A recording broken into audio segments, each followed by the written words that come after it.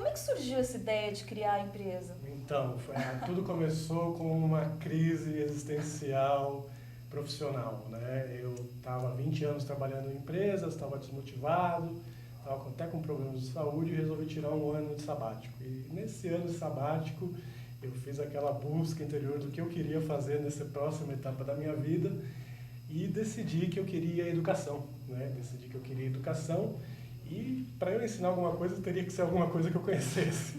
Então, como eu sabia muito de finanças, trabalhei a minha vida inteira em finanças e trabalhei muito tempo também no mercado imobiliário, eu decidi que eu iria trabalhar com finanças e essa parte de investimentos para mercado imobiliário sempre voltado para a pessoa física. Né? Sempre voltado para a pessoa física. Então, a empresa é para pessoa física. Mas como é que é o melhor momento para pedir ajuda para organizar as finanças? É hoje, né? Então, assim, eu não digo que precisa ser uma ajuda profissional, a minha ajuda profissional, a ajuda profissional de alguém. Mas se você não tem o conhecimento dos pontos fundamentais de finanças, você tem que pegar hoje. Não espera amanhã, não espera depois, começa a se informar hoje. Porque quanto mais tempo demorar para você se informar, mais difícil vai ser a sua vida financeira. Você vai ter menos tempo para errar e você vai ter menos tempo para fazer aquele crescimento exponencial das suas reservas. Né? Então, mas eu imagino que, no geral, o que acontece é que as pessoas vão procurar ajuda quando o problema já está instaurado. É isso, Márcio? É interessante esse ponto, que você tem muitas pessoas, eu diria até que a maioria que vem me procurar são pessoas que estão bem financeiramente e querem ficar ainda melhor. Esse é o perfil da pessoa que é ativa na procura de conhecimento. E acho que uma coisa está relacionada com a outra até, né? E o outro lado do espectro é a pessoa que está mal, né? Que é mais raro, né? Que é a pessoa que geralmente está endividada ou que teve algum evento que desagradou muito ela e aí ela também começa a procurar. Né? Então você tem esses dois extremos, o meio eu desconheço. Márcio, a combinação da taxa média de poupança dos brasileiros, que é 10,7, com aplicações em renda fixa, como a poupança, CDB e até alguns tipos de títulos do Tesouro Direto, podem ser consideradas escolhas equivocadas. Nós, inclusive, estávamos conversando isso antes do programa começar. Aplicando em poupança, pelas nossas contas aqui, são 188 anos para uma pessoa obter independência financeira, ou seja, nunca, né? Não vai acontecer. Então, na sua opinião, como especialista, qual a melhor forma de investir? Você tem que fazer uma cesta de produtos em que você inclua uma parte fixa e uma parte variável. Existe um mito, ou uma crença, melhor dizer, da população brasileira que acha que é possível se aposentar só com renda fixa. Então, eu vou deixar claro aqui, não é. Né? Para a maioria das pessoas não é. Talvez seja para a pessoa com mais baixa renda, porque a aposentadoria do governo consegue suplementar quase igual o que ela ganhava antes. Mas partiu daquele ponto ali, daqueles 3, 4 mil reais da aposentadoria do INSS, a partir dali você vai precisar ter habilidades de saber aplicar uma parte em renda fixa, uma parte em renda variável, para você ter retornos que sejam maiores do que você teria só em renda fixa. O retorno em renda fixa ele dá uma ilusão hoje de ser bom, principalmente hoje, porque ele está muito alto. Só que isso não vai ser a normalidade do Brasil.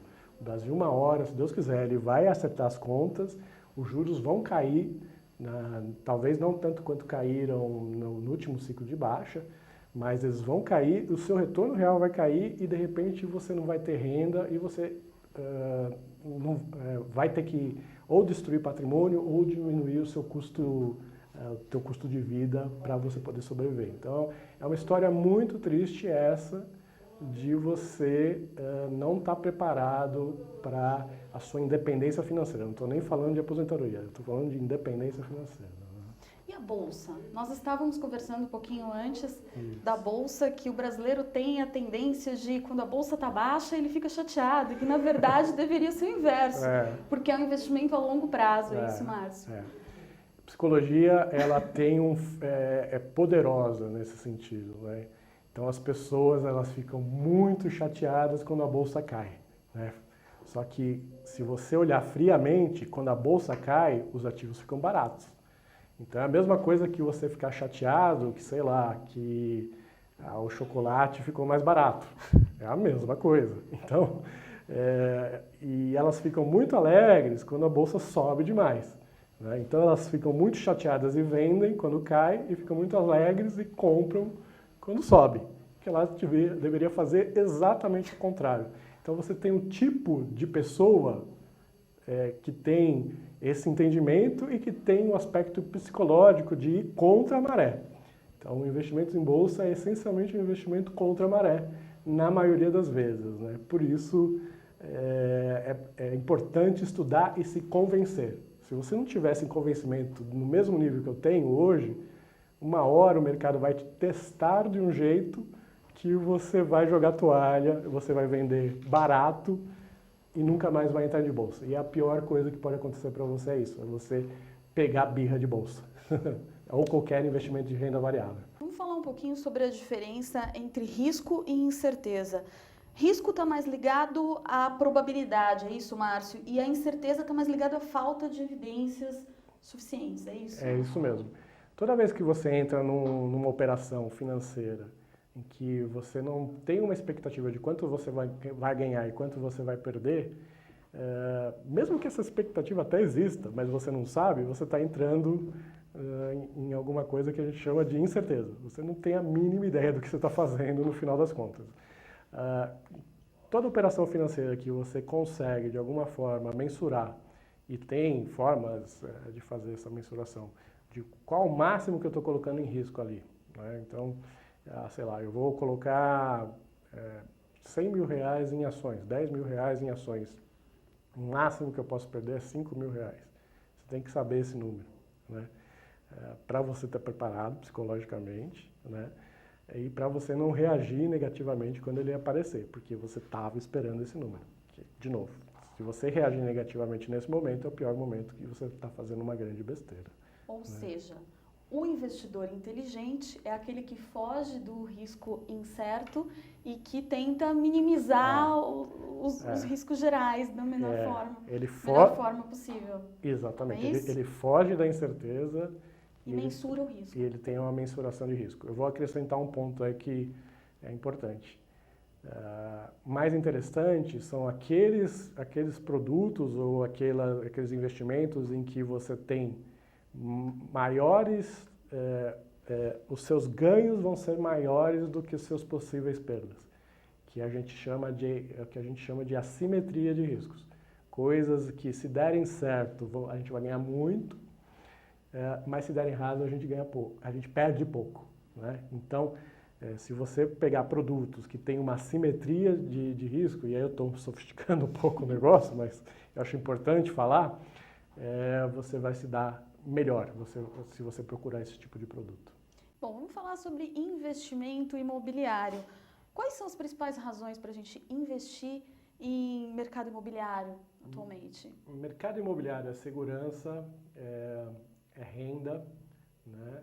Então, e você tem uma série de estratégias que você pode usar para acessar o mercado imobiliário e para investir no mercado imobiliário. Ele é muito interessante, no meu entender, para qualquer uma das estratégias, mas elas podem ter alguns períodos que você tem boas, que funcionam mais algumas estratégias, e alguns períodos que funcionam mais outras estratégias.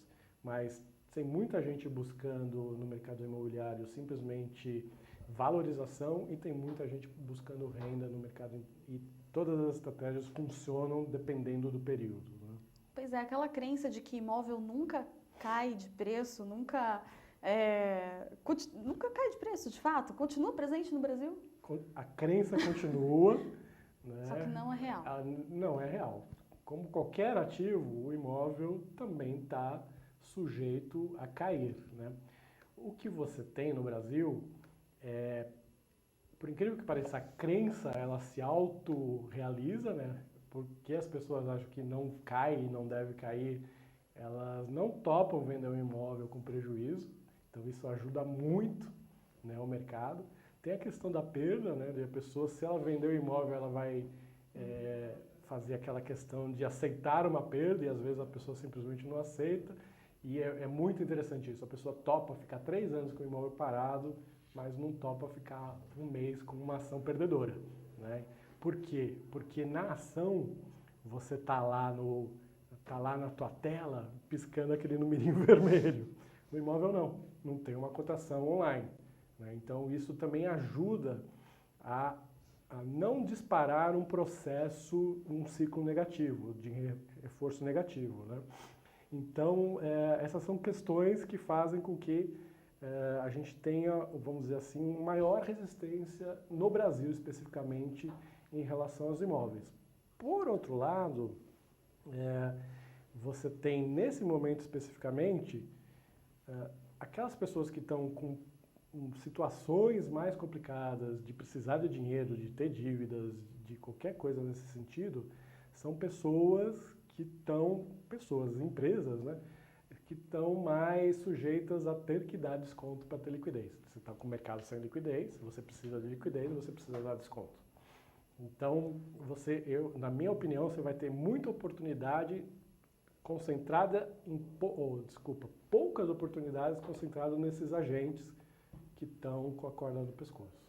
Tá. A gente tem conversado muito aqui no UrbanView que o momento atual é de uma redução do número de lançamentos e do aumento de estoque. Então, se a gente pensar nesse cenário, Márcio, investir em imóveis é ainda uma boa oportunidade para quem está pensando nisso? O imóvel vai ser sempre uma boa oportunidade, mesmo nos períodos ruins. Aliás, fazendo paralelo com o mercado de ações, são nos períodos ruins que as oportunidades aparecem, na verdade, né?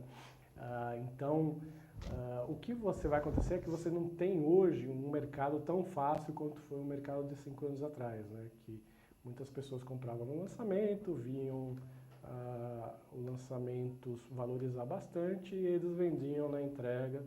Então, você teve muita gente que eu chamo de flipper, que atuou nesse mercado de uma forma intensa e que ganhou muito dinheiro naquela época, que agora está totalmente desfavorável. Um flipper com estoque hoje é o cara preferencial para realizar uma venda com desconto, né? Mas, no geral, você tem, fora essa parte residencial, você tem uma série de oportunidades na parte comercial, especificamente em lajes corporativas, né? Então, você tem por exemplo, muito fundo imobiliário que o valor do metro quadrado que está embutido no fundo imobiliário, ele está negociando abaixo do que está acontecendo no mercado real, né? Então, é uma época de incerteza, uma época de um pouco de irracionalidade e, com certeza, com boas oportunidades. Inclusive, eu tenho um dado aqui que imóveis residenciais tiveram um melhor desempenho no período de dezembro de 2010 a março de 2014, chegando a uma valorização de mais de 40% com base no IVGR do Bacen. É isso? Comenta um pouquinho essa estatística. Que saudades, bons tempos. Você teve 3 coisas acontecendo aqui, que se eu vou me lembrar bem. Você tem a disponibilidade de financiamento enorme, você teve uma extensão dos prazos e uma redução de custos, né? Então você teve 3 itens muito importantes e ainda por cima você teve um aumento de renda que fez com que, vamos dizer assim, com a mesma prestação você conseguisse comprar um imóvel maior, né? Então, espertamente, com competência, as incorporadoras foram sempre buscar isso. Olha, eu quero achar o ponto em que o comprometimento da pessoa caiba no financiamento, então eu vou levar esse preço para esse patamar. Então, a gente teve essa força incrível dos imóveis novos, puxando também os imóveis antigos. Então, se você tinha um imóvel, eu, por exemplo, tinha um imóvel num lugar que não tinha oferta, de repente entrou uma oferta no lugar, o meu imóvel ele foi para o nível da oferta, que era bem maior do que estava antes, né? Então, todo esse efeito fez com que a gente tivesse essa subida fantástica aí, né? Mas, infelizmente, são tempos que acabaram.